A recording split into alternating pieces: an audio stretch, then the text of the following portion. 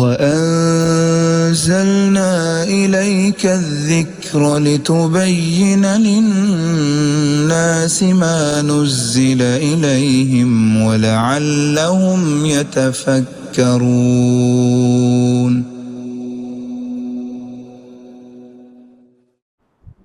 السلام علیکم ورحمۃ اللہ وبرکاتہ.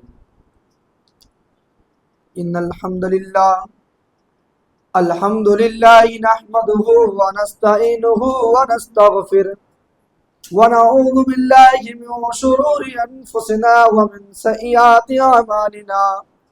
من يهد الله فلا مضل له ومن يضلل فلا هادي له وأشهد أن لا إله إلا الله وحده لا شريك له وأشهد أن محمدا عبده ورسوله. أما بعد فإن خير الحديث كتاب الله وخير الهدي هدي محمد صلى الله عليه وسلم وشر الأمور محدثاتها وكل محدثة بدعة وكل بدعة ضلالة وكل ضلالة في النار.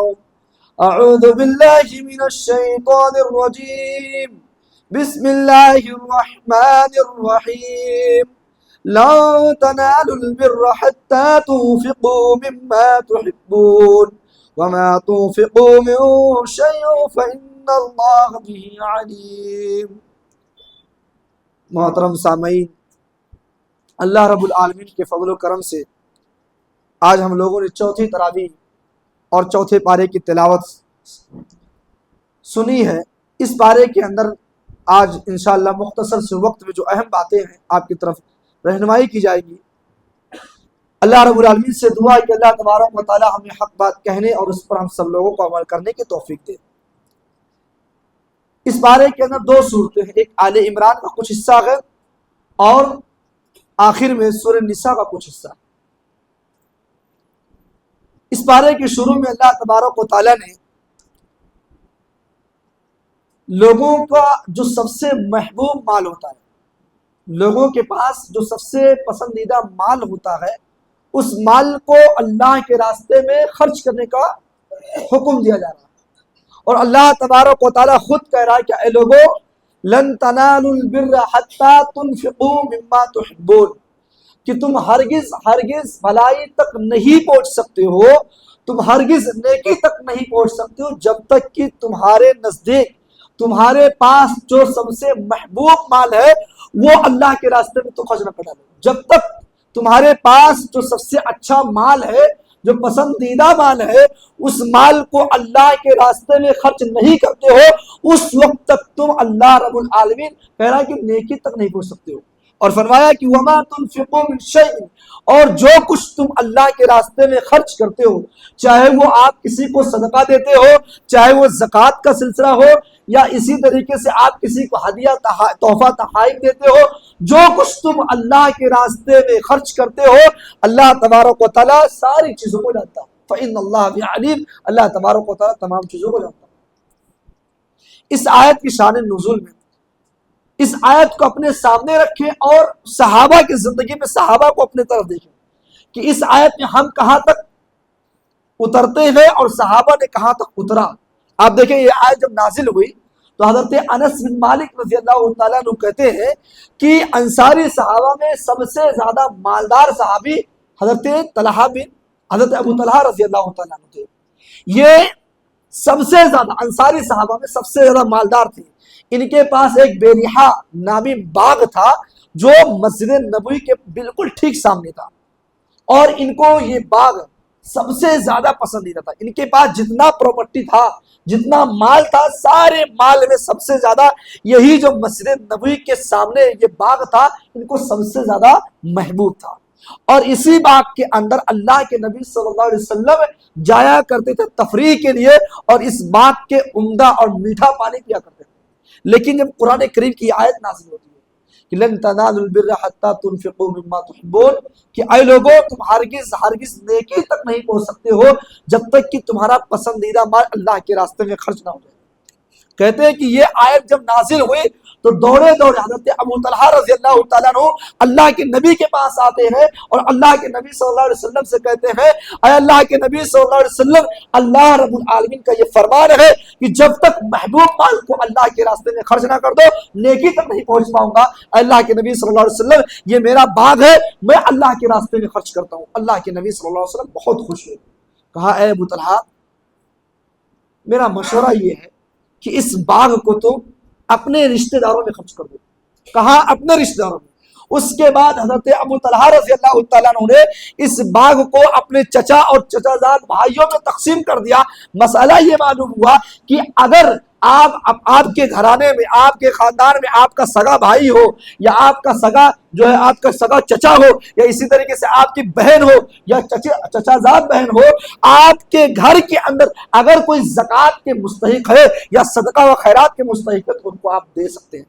سب سے پہلے گھروں کو دیکھو اگر کوئی ایسا ہے بہن ہے کہ بہن کی مالی حالات صحیح نہیں ہے، آپ اپنے مالی اور اپنے پیسے سے ان کی تعاون کر دو۔ اسی طریقے سے جب اللہ رب العالمین نے یہ حکم دیا کہ نیکی تک نہیں پہنچ سکتے ہو تو جو بھی محبوب مال ہو اللہ کے راستے میں ہمیں خرچ کرنا چاہیے۔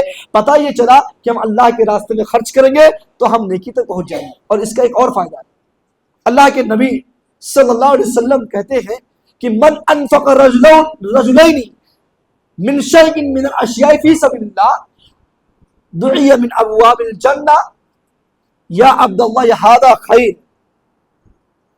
فمن کان اہل الصلاۃ دعی من باب الصلاۃ ومن کان اہل الصدقۃ دعی من باب الصدقہ۔ اللہ کے نبی صلی اللہ علیہ وسلم کہتے ہیں کہ جو آدمی اپنے جوڑوں میں سے اللہ کے راستے میں خرچ کرتا ہے تو قیامت کے دن اللہ تبارک و تعالیٰ اس کو جنت کے 8 دروازوں سے داخل کرے گا۔ اور کہتے ہیں آگے کہ یہ اللہ کے بندوں کے لیے خیر ہے جو آدمی نماز پڑھتا ہے۔ فمن کان اہل الصلاۃ، جو نمازی ہے، جو نماز کو قائم کرتا ہے، قیامت کے دن اللہ تبارک و تعالیٰ اس کو باب الصلاح سے بلائے گا۔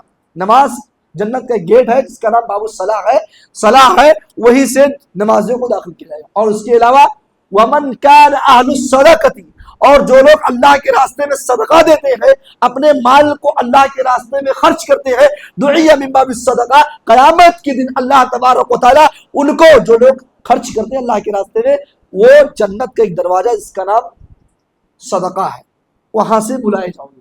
تو اللہ کے راستے میں خرچ کرنے کا یہ فائدہ ہے۔ اس کے بعد اللہ تبارک و تعالیٰ نے اتحاد کا حکم دیا۔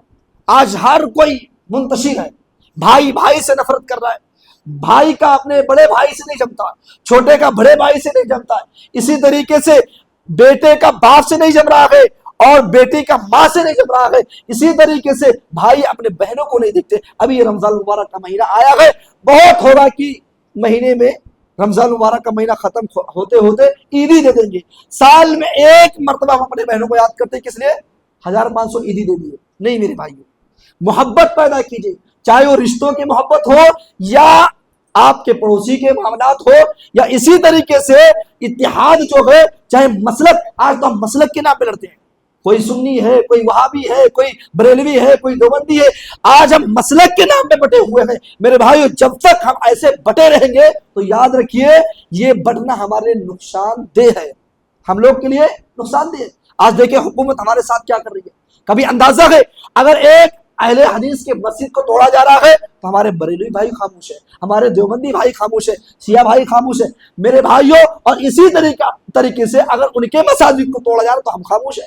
نہیں، ایسا نہیں ہونا چاہیے۔ اللہ نے حکم دیا وَاعْتَصِمُوا بِحَبْلِ اللَّهِ جَمِيعًا، اے لوگو اللہ رب العالمین کے رسی کو مضبوطی کے ساتھ پکڑ لو، تھام لو، وَلَا تَفَرَّقُوا، اور تم لوگ فرقوں میں نہ بٹو، ٹولی نہ بناؤ، گروہ نہ بناؤ، تفرقہ بازی مت کرو، ٹولیوں میں گروہوں میں مت پڑ جاؤ۔ اور یاد رکھو یہ اللہ کی بہت بڑی نعمت ہے۔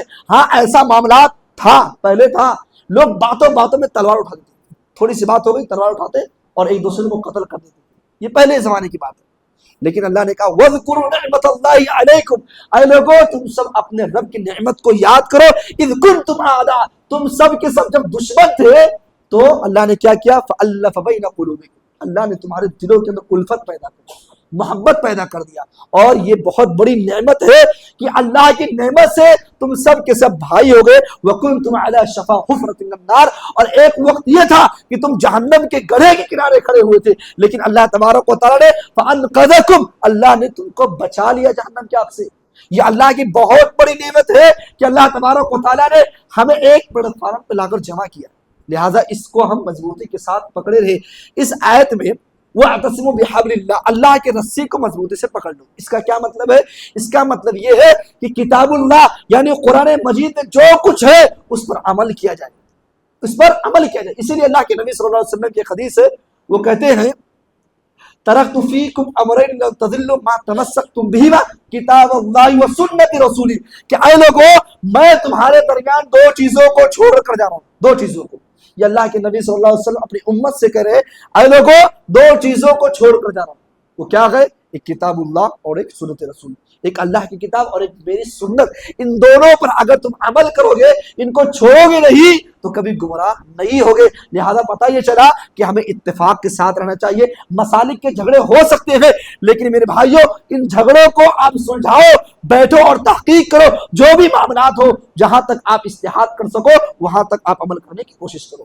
اس کے بعد اللہ تبارک و تعالیٰ نے اس امت کو، یہ امت بہت ہی بہتر امت ہے. اس سے پہلے دوسرے پارے میں وہ بات گزر چکی ہے کہ امت کی خصوصیت یہ ہے کہ اللہ نے خود کہا کہ تم ایک بہتر امت ہو. تو اللہ نے کہا کنتم خیر امت اخرجت للناس تأمرون بالمعروف وتنہون عن المنکر. اے لوگوں یہ امت جو ہے بہت ہی بہترین امت ہے، اور اس امت کا فرض یہ ہے کہ وہ لوگوں کو نیکی کی طرف بلائے اور برائی سے لوگوں کو روکے. آج مسئلہ یہ ہے کہ ہم خود گناہوں کے اندر ملوث ہیں تو ہم دوسروں کو کیسے منع کریں گے؟ آج ہمارے آنکھوں کے سامنے ایک آدمی گناہ کر رہا ہے اور ہم اس کو نہیں سمجھا پا رہے. کیوں؟ ڈر ہے کہ جس گناہ میں وہ ملوث ہے اس گناہ میں ہم بھی ملوث ہیں، اور اس آدمی کو معلوم ہے کہ ہم بھی وہ گناہ کیے ہوئے ہیں، اور اگر اس کو سمجھائیں گے، اس کو ڈانٹیں گے تو وہ آدمی کہے گا پہلے تم سدھر جاؤ اس کے بعد مجھے سدھرنے کی کوشش کرو. اس لیے میرے بھائیوں یہ امت سارے لوگوں کا فرض ہے. پہلے نبیوں پر فرض تھا، پہلے رسولوں پر فرض تھا کہ وہ لوگوں کو آئے بتائے، اچھائی کا حکم دے، برائی سے روکے. لیکن جناب محمد رسول اللہ صلی اللہ علیہ وسلم کے بعد رسالت ختم، اب کوئی اور نبی نہیں آ سکتا ہے. اب ضروری ہے نبی اکرم صلی اللہ علیہ وسلم کے اس تمام امتیوں پر کہ وہ ہر ایک کو نیکی کی طرف بلائے اور برائی سے روکے. یہ ہمارے اوپر فرض ہے. اور آپ دیکھیں اللہ کے نبی صلی اللہ علیہ وسلم کے پیارے صحابی حضرت ابو سعید الخدری رضی اللہ تعالیٰ عنہ کہتے ہیں کہ نبی اکرم صلی اللہ علیہ وسلم نے فرمایا من رأى منکم منکرا فلیغیر بیدہ فإن لم يستطع فبلسانه وإن لم يستطع فبقلبه وذلك ضعف الایمان. کہ جب تم کسی کو برائی کرتے ہوئے دیکھو تو طاقت ہے تو اس کو ہاتھ سے روکو، اس کو منع کرو، اس کو بتاؤ یہ غلط ہے. اور اگر تمہارے ہاتھ کے اندر طاقت نہیں ہے، ہاتھ سے نہیں روک سکتے ہو، تو کہا فإن لم يستطع فبقلبه فبلسانه، اپنی زبان سے روکو. ہاتھ میں طاقت نہیں ہے تو فبلسانه آپ اس کو زبان سے روکنے کی کوشش کرو. اور اگر زبان میں بھی قوت نہیں ہے، زبان میں بھی طاقت نہیں ہے، تو اللہ کے نبی کہتے ہیں وَإِن لَمْ يَسْتَطِعْ فَبِقَلْبِهِ، اپنے دل میں برا جانا. وہ آدمی گناہ کر رہا ہے، ہاتھ سے نہیں روک پائے آپ، زبان سے نہیں روک پائے آپ، اب اس کو دل میں برا جانا کہ ہاں یہ آدمی غلط کر رہا ہے.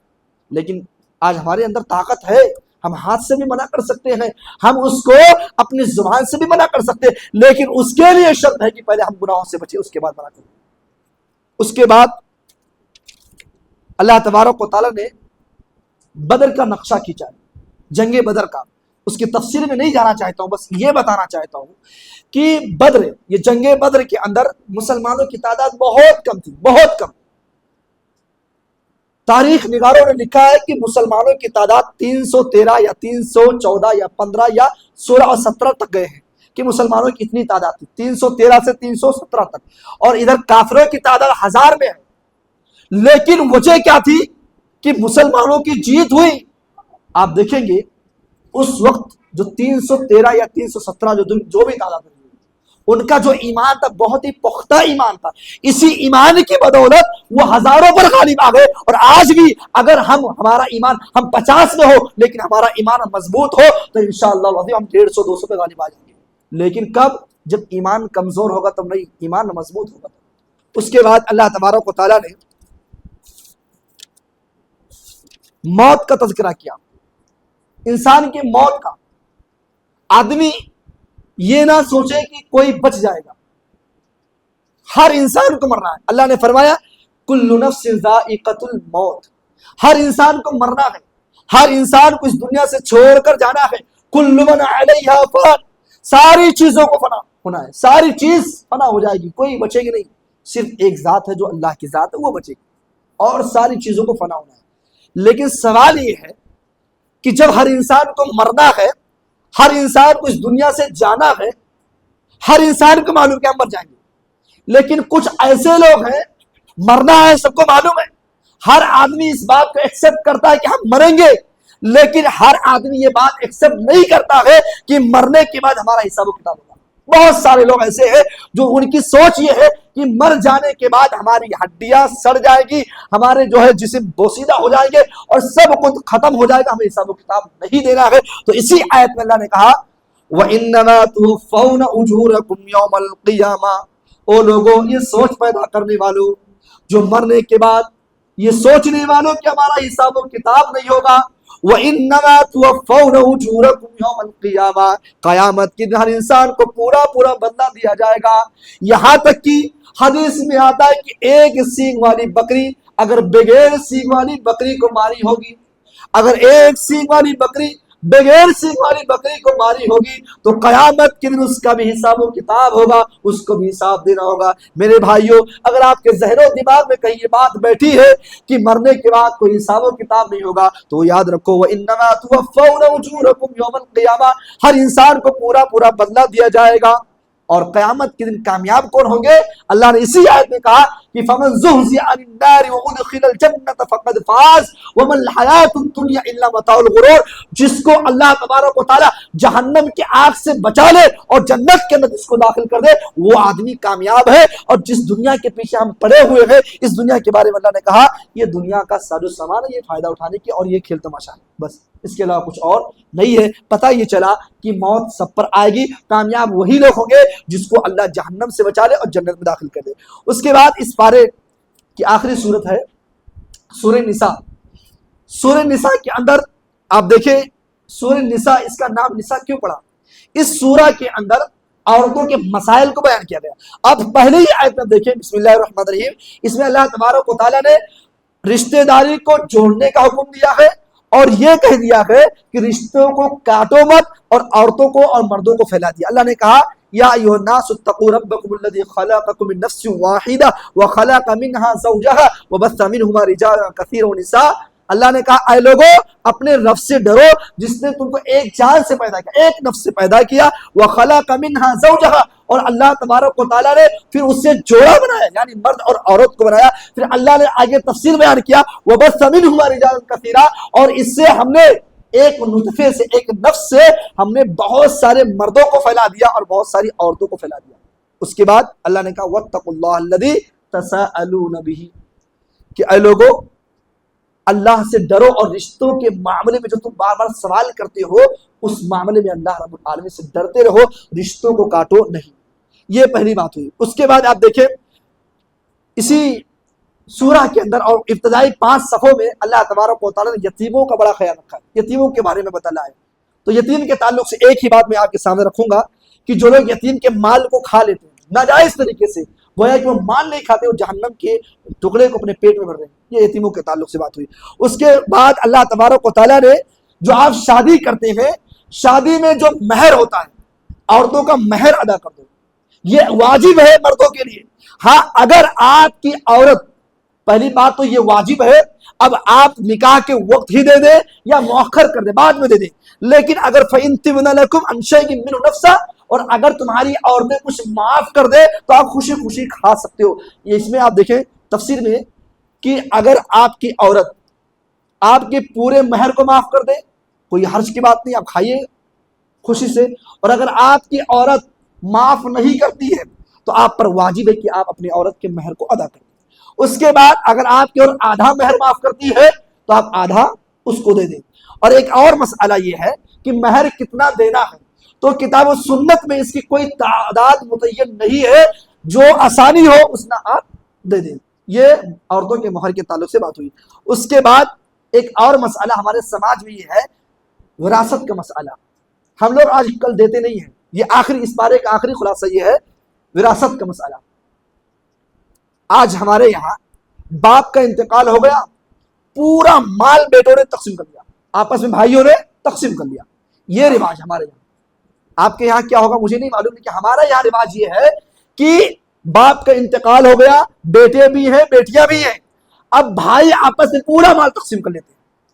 یہ چوری ہے, یہ بےمانی ہے, یہ وراثت میں خلل ہے, اور یہ اللہ کے حد کو پار کرنا ہے. یہ اللہ نے بیٹیوں کے حقوق کو ادا کیا ہے, اللہ نے یہ حکم دیا ہے کہ بیٹیوں کا بھی حق ہے. آئیے چند بنیادی مسائل میں اس میں آپ کو بتا دوں کہ جیسے ایک میت انتقال ہوا, میت کے پاس بیٹا اور بیٹی دونوں ہیں. مسئلہ یاد رکھیے, اگر بیٹا اور بیٹی دونوں ہیں, مرنے والے کے پاس بیٹا بھی ہے اور بیٹی بھی ہے, تو ایسی صورت میں بیٹے کو 2 حصہ ملے گا. کیا؟ بیٹے کو 2 حصہ دیا جائے گا مال کا, اور بیٹی کو 1 حصہ دیا جائے گا. لیکن ہم لوگ کیا کرتے ہیں, پورا مال بیٹے رکھ لیتے ہیں, بیٹی کا کوئی حصہ نہیں. یاد رکھو اللہ کے یہاں یہ بہت سخت عذاب ہوگا, اور اللہ کے یہاں ہر آدمی اس میں پکڑا جائے گا, کیونکہ اللہ نے اس کو فرض کیا ہے کہ بیٹیوں کا حق ہے. اور ابھی جو لاسٹ والی آیت ہے یوصیکم اللہ فی اولادکم, یہاں سے لے کے 1 صفحے کی پوری تفصیل اس میں بیان کی گئی ہے. اور اللہ نے یہ حکم دیا ہے, میں نے جو بتایا کہ اگر بیٹا اور بیٹی ہیں تو بیٹے کو 2 حصہ اور بیٹی کو 1 حصہ. یہ اسی سورہ کے اسی آیت میں پورے 1 صفحے میں لکھا ہوا ہے. یہ بات ہوئی. اس کے بعد اگر میت کے پاس صرف اور صرف بیٹیاں ہیں, میت کے پاس صرف اور صرف بیٹیاں, بیٹے نہیں ہیں, اور وہ بھی بیٹیاں 2 یا 2 سے زیادہ ہیں, کتنا؟ 2 یا 2 سے زیادہ بیٹیاں ہیں, تو ایسی صورت میں مال کا 2/3 حصہ بیٹیوں کو دیا جائے گا, اور باقی حصہ اصحاب الفروض میں جو اور باقی جو ہے جن پر جو ہے فرض نافذ ہوتا ہے, جن کو اللہ نے ذکر کیا ہے, ان کو دیا جائے گا باقی مال کا. لیکن اگر 2 بیٹیاں 2 سے زیادہ نہیں, 1 ہی بیٹی ہے, بات یہ ہوئی کہ 2 یا 2 سے زیادہ ہے, تو مال کا 2/3 حصہ بیٹی کو دیا جائے گا. لیکن اس کے علاوہ بیٹی 2 یا 2 سے نہیں بلکہ 1 ہی بیٹی ہے, میت کے پاس 1 بیٹی ہے, تو مال کا آدھا حصہ بیٹی کو دیا جائے گا اور آدھا حصہ اصحاب الفروض میں تقسیم کیا جائے گا. یہ 2 باتیں ہوئی. اور تیسری بات کہ اگر میت کے پاس صرف اور صرف بیٹے ہیں, بیٹی نہیں ہے, صرف اور صرف بیٹے ہیں, تو ایسے صورت میں اصحاب الفروض کو دینے کے بعد جتنا مال بچے گا وہ سب بیٹوں کا ہو جائے گا. یہ 3 باتیں ہوئی. اور ایک چوتھی بات یہ ہے کہ میت کے پاس اس کی بیوی بھی ہے, میت کے پاس اس کا باپ بھی ہے, میت کے پاس اس کی ماں بھی ہے, اور میت کے پاس اس کے بیٹے اور بیٹی, یعنی 5 لوگ ہیں. کون؟ بیوی, میت جو انتقال ہوا ہے اس کے پاس بیوی بھی ہے زندہ, ماں بھی ہے, باپ بھی ہے, بیٹا بھی ہے اور بیٹی بھی ہے. تو ایسی صورت میں کیا ہوگا کہ آپ اپنے مال کا جتنا مال ہے اس کا 8 حصہ کریں گے, اور 8واں حصہ بیوی کو دیا جائے گا, میت کے بیوی کو دیا جائے گا, اور 6واں حصہ میت کے ماں باپ کو دیا جائے گا, اور باقی جو حصے بچ رہے ہیں وہ بیٹا اور بیٹی اور اصحاب الفروض میں تقسیم کر دیا جائے گا. یہ چند بنیادی مسائل تھے. اس کے اور علاوہ بھی مسائل ہیں جو اللہ رب العالمین نے فرض کیے ہیں. لہذا ہمیں چاہیے کہ جو بھی وراثت کا مسئلہ ہے اس میں ہم تحقیق کر کے لوگوں سے, جب ہم جب انتقال ہو یا ہمارے گھر میں جو انتقال ہو, تو جو گھر کا بڑا ہے, جیسے باپ کا انتقال ہوا تو بھائی کے اوپر ذمہ داری ہے کہ اس مسئلے کو حل کرے, وہ لوگوں کو دے جو اللہ نے حکم دیا ہے. یہ اللہ رب العالمین کا حق ہے, لہذا ہمیں اس کو دینا چاہیے, ورنہ قیامت کے دن اللہ رب العالمین کو ہمیں جواب دینا ہوگا. آج کے درس میں اس پورے 4تھے پارے میں بات یہ معلوم ہوئی, سب سے پہلی بات کہ آپ کے پاس جو محبوب مال ہے اس مال کو اللہ کے راستے میں خرچ کرنا, اس کی بڑی فضیلت, یہ پہلی بات. اس کے بعد اتحاد و اتفاق, یعنی آپ جو ہے مل جل کے رہیے, جو بھی معاملات ہو لوگوں سے ہنس کر مل کر جو ہے اچھائی کے ساتھ بہترین سلوک کیجیے, لوگوں سے دوستی کے ساتھ رہیے, جھگڑا لڑائی اور تفرقے میں مت بٹھیے. یہ دوسری بات. اور تیسری بات یہ ہے کہ موت ہر انسان پر آئے گی. ذہن و دماغ میں اگر یہ بات بیٹھی ہے کہ ہمیں حساب و کتاب نہیں دینا ہے, اس بات کو نکال دو. اور ایک 5ویں بات کہ کامیاب وہ لوگ ہوں گے جو اللہ رب العالمین جن کو جہنم کی آگ سے بچا لے اور جنت میں داخل کر دے. اور ایک 6ٹھی بات یہ ہے کہ اگر ہمارا ایمان مضبوط ہوگا تو اس کے ساتھ ساتھ ہم کیا ہوں گے کہ لوگوں پر غالب آ جائیں گے۔ ایمان اپنی مضبوط کیجئے، اگر ایمان میں کمزوری ہے تو اس کو اصلاح کرنے کی ہم کوشش کریں۔ اور ایک آخری بات جو سب سے اہم، آج کے درس کی سب سے اہم بات یہ ہے، وراثت کا مسئلہ جو میں نے بتایا، پورے پارے میں سب سے اہم مسئلہ، اور سماج میں بھی یہ برائی بہت تیزی سے پھیل رہی ہے کہ ہم اس مسئلے کو جو ہے نظر انداز کرتے ہیں۔ ہمیں معلوم ہے کہ ہمیں بہنوں کا حق دینا ہے، لیکن پھر بھی ہم اس مسئلے کو پوچھتے بھی نہیں ہے کیونکہ ہمیں دینا نہیں ہے۔ لہٰذا میرے بھائیوں، یہ اللہ کا حق ہے، اللہ نے یہ ہمیں حقوق بیان کیے ہیں، یہ اللہ نے پورا جو ہے لوگوں کو تقسیم کر دیا، بانٹ دیا ہے، اور اللہ کے تقسیم کیے ہوئے مال میں سے اگر ہم اس میں روگردانی کریں گے، اس کو چھیڑخانی کریں گے اور اس میں جو ہے کمی بیشی کریں گے، اللہ کے یہاں کیسے حساب و کتاب دیں گے؟ اللہ رب العالمین سے دعا ہے کہ اللہ تبارک و تعالیٰ آج کے بارے میں جو بھی آج کے درس میں خلاصہ تفسیر جو بیان کی گئی ہے، اللہ تعالیٰ سے دعا ہے کہ ہم سب کو اس پر عمل کرنے کی توفیق عطا فرمائے۔ اللہ تعالیٰ سے دعا ہے کہ اللہ تعالیٰ ہمارے سماج میں وراثت کا جو مسئلہ ہے، اگر ہم اس میں جو ہے دور ہیں تو اللہ تبارک و تعالیٰ ہمیں اسلامی اور شریعت کے مطابق اس کے قریب لا کے کھڑا کر دے۔ آمین۔ وآخر دعوانا الحمدللہ رب العالمین۔ السلام علیکم و رحمۃ اللہ وبرکاتہ۔